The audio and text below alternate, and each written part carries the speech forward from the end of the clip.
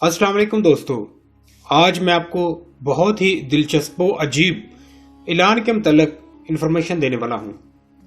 अगर ऐसा ऐलान पाकिस्तान में हो तो हर पाकिस्तानी दूसरी क्या तीसरी और चौथी शादी करने को भी तैयार है। वो दिलचस्प इंफॉर्मेशन क्या है, जानने के लिए मेरी वीडियो को मुकम्मल देखें और मेरे चैनल उर्दू नॉलेज को सब्सक्राइब करके साथ ही बेल आइकन बटन पर क्लिक जरूर करें ताकि इस तरह की हर नई वीडियो के मुतालिक आपको इन्फॉर्मेशन मिल सके।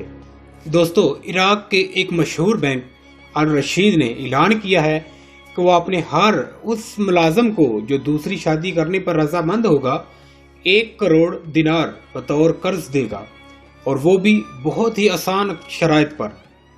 इराक में बैंक का कोई भी मुलाजम अगर दूसरी शादी करने पर रजामंद होता है तो वो 1 करोड़ दिनार कर्ज ले सकेगा, मगर इसके लिए शराइत भी हैं। इसकी मुलाजमत को कम से कम 2 साल हो चुके हों और इसने पहली शादी पर कर्ज ना ले रखा हो। इराक के अल रशीद बैंक ने ये ऐलान क्यों किया? वो इसलिए कि इराक में गैर शादीशुदा लड़कियों की तादाद बढ़ रही है।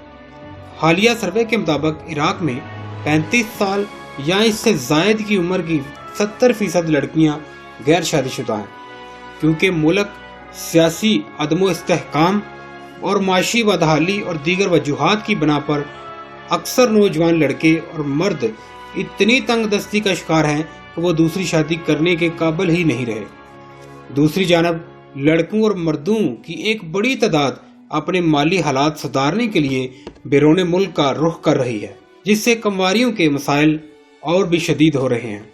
दोस्तों, अगर ऐसा ऐलान पाकिस्तान में किया जाए तो पाकिस्तानी अवाम का क्या रद्द अमल होगा?